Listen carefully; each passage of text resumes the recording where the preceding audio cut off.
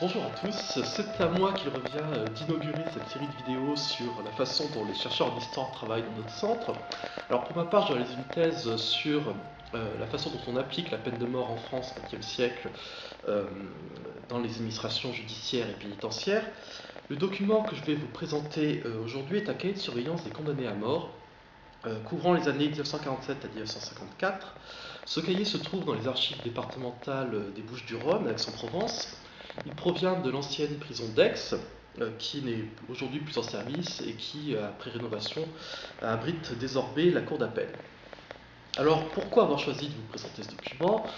Déjà parce que c'est un exemplaire unique, j'en ai pas trouvé d'équivalent ailleurs. Ensuite parce que c'est une source de première main pour voir ce qui se passe derrière les murs obscurs d'un quartier condamné à mort. Alors en France, on n'utilise pas le terme de couloir de la mort. On parle plutôt de quartier de la haute surveillance ou de quartier des fers, parce que les condamnés à mort étaient enchaînés. Alors on a certes pour cette époque quelques reportages qui traitent de ces endroits, mais on sait que les journalistes ont une certaine tendance au sensationnalisme, et ce qui est intéressant avec ce type d'archives, c'est qu'il s'agit d'un document administratif. Donc on voit cependant que ce document a un aspect un peu bricolé. On a recyclé en fait un registre d'infirmerie, on voit que c'est marqué dessus prescription à la consultation. À l'intérieur, on retrouve des colonnes pour la date, le numéro d'écrou, les remèdes et prescriptions. À la place, les surveillants ont inscrit leur tour de garde, leur nom, leurs observations, en émargeant à chaque fois. Le cahier s'ouvre sur le nom du condamné à mort, avec la date du verdict. On voit la division en service de jour et service de nuit. Sont aussi inscrits les heures de début et de fin du tour de garde, les indications sur ce qui s'est déroulé pendant la surveillance et les visites reçues. La plupart du temps, les gardiens se contentent d'inscrire un simple RAS, rien à signaler, à côté de leur nom. Les tours de garde durent entre 1 heure et 4 heures environ, ça varie suivant les années. La présentation du registre se modifie au cours du temps avec de nouvelles écritures, avec par exemple la mention des rondes du brigadier. L'aspect bricolé se retrouve aussi au tout début de ce cahier, où sont compilées les différentes circulaires applicables au régime carcéral des condamnés à mort, avec quelques annotations. Elles ont été collées au fur et à mesure de 1949 à 1954. Le personnel pénitentiaire s'est en quelque sorte composé de son propre petit code du quartier des fers. Les surveillants de la prison d'Aix avaient en fait assez peu l'habitude de surveiller des condamnés à mort. On compte quand même 14 cas qui passent par cette maison d'arrêt entre 1947 et 1954, en incluant les condamnés à mort pour faits politiques par les tribunaux d'épuration. Mais ces condamnés ne restent jamais très longtemps. À Aix, à cette époque-là, on ne fait plus d'exécution. La dernière guillotinade aixoise remonte à 1934. Et en fait, ils restent ici pendant 4 ou 5 jours avant d'être transférés au Baumettes, à Marseille, où là, par contre, ils vont attendre pendant plusieurs mois leur exécution ou l'annonce de la grâce présidentielle. Comme ils ne voient ces condamnés que de loin en loin, les surveillants d'Aix-en-Provence ont donc besoin d'avoir sous la main un certain nombre d'instructions pour leur rappeler les procédures à suivre. On a ainsi, vers la fin du cahier, une remarque qui recommande expressément de ne pas omettre de lire et relire les consignes circulaires et notes annexées au présent registre. On trouve aussi des rappels à l'ordre, comme cette note qui rappelle aux surveillants d'émarger au cahier de surveillance.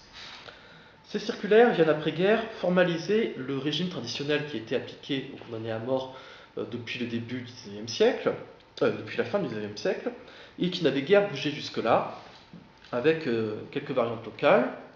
La première circulaire date de mars 1949. Le régime carcéral auquel les condamnés à mort sont soumis est très dur. Ils sont surveillés de jour comme de nuit. Bien évidemment, ils n'ont aucune intimité. Ils portent au pied des entraves, ainsi que des menottes la nuit. Les chaînes sont souvent assez lourdes et peuvent les blesser. Le peu de mobilier qu'ils ont doit être fixé au sol pour éviter qu'ils s'en servent pour se blesser, y compris, comme nous le montre une petite annotation, le pot de chambre, la tinette. Les condamnés à mort étaient normalement placés dans une cellule spéciale, éclairée toute la nuit, séparée par un grillage, une grille d'une autre pièce où se trouvait toujours un gardien, n'ont droit à aucun effet personnel. Un ordre de service précise, rien ne doit demeurer dans la cellule du condamné à mort, savon, brosse à dents, papier à lettres et accessoires devront être retirés après usage et enfermés dans le placard de la cellule de surveillance. La même note mentionne aussi qu'on ne doit passer les cigarettes aux condamnés qu'une fois allumées. Le fait de pouvoir fumer à volonté était l'un de leurs rares privilèges et réconforts. On précise également qu'on ne doit jamais laisser seul le balayeur dans la cellule. On voit donc les précautions prises pour éviter qu'aucun objet ne leur parvienne et qu'il ne puisse se servir pour faire du mal ou se faire du mal. Il faut en particulier éviter que le condamné ne se suicide et se dérobe ainsi à son châtiment. Malgré ces impératifs de sécurité qui pèsent lourdement sur leur vie, sur les conditions matérielles dans lesquelles ils sont enfermés, on voit cependant aussi la volonté de ne pas les accabler et d'améliorer un peu leur ordinaire. Cela peut être mis en relation avec la mise en place de la réforme pénitentiaire depuis 1945, une réforme qui vise à humaniser les prisons, même si on ne donnera pas vraiment les moyens de sa réussite. Au Baumette, par exemple, on va moderniser le quartier des condamnés à mort, et un journaliste pourra décrire une vaste chambre éclairée par un vasista. Ici, on n'a pas de description de cette cellule, mais on voit les circulaires envoyés par le directeur de l'administration pénitentiaire, M. Charles Germain, pour améliorer le régime alimentaire des condamnés à mort ou pour supprimer progressivement le port des entraves. Alors la suppression complète de ces entraves de jour comme de nuit n'est cependant applicable à Aix qu'à la fin de 1954, c'est-à-dire précisément au moment où ce cahier s'interrompt, faute de nouveaux condamnés. Le condamné a aussi le droit d'entretenir une correspondance. Il a le droit à une promenade par jour. Celle-ci se fait à l'écart des autres détenus, encadrée par des surveillants pendant 1 heure. Pendant ce temps, un autre détenu assure le ménage. On en profite pour procéder régulièrement à des fouilles. Le condamné peut aussi emprunter des ouvrages à la bibliothèque. Nombre d'entre eux sont illettrés, ou du moins sont peu familiers avec la lecture.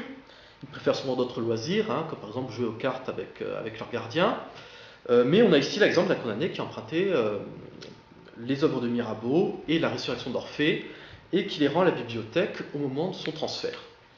Alors la plupart des annotations qu'on trouve dans ce cahier concernent en fait principalement les différentes visites reçues par les condamnés à mort, qu'il s'agit des avocats, du greffier, de la haute hiérarchie pénitentiaire qui vient s'assurer que tout se passe bien. Parmi les autres visiteurs, on retrouve l'assistante sociale, on retrouve l'infirmière, la bien nommée Madame Lamorte, et l'aumônier protestant, le pasteur Lamorte, qui est, je suppose, le mari, et qui semble beaucoup plus actif dans le sauvetage des âmes de ces réprouvés que son homologue catholique. On voit aussi quelques visites des pères blancs. Si l'attitude du condamné ne donne généralement pas lieu à commentaire, il arrive parfois qu'il y ait de petites rébellions ou de petits mouvements d'humeur, suivant comment on les interprète. Une note mentionne par exemple que le condamné a jeté sa soupe dans la tinette et a refusé de la manger. Une autre annotation indique que le condamné à mort a refusé la soupe et le ragoût. Or, l'appétit des condamnés était particulièrement surveillé, puisqu'il ne fallait pas qu'ils se laissent dépérir. Il y avait par exemple au début du siècle, alors ça se passe cette fois-ci à la prison Chave de Marseille, des rapports quotidiens qui étaient envoyés à la préfecture des Bouches-du-Rhône pour décrire l'appétit, le sommeil et le moral des condamnés à mort. Donc ce document reste très administratif et fonctionnel. Il ne nous permet pas, par exemple, d'éclairer la nature des relations nouées entre les condamnés à mort et leurs surveillants. Certains reportages montrent qu'une forme d'attachement peut naître entre le condamné et ses gardiens, puisqu'ils restent ensemble pendant des heures. D'autres témoignages montrent à l'inverse des situations plus tendues.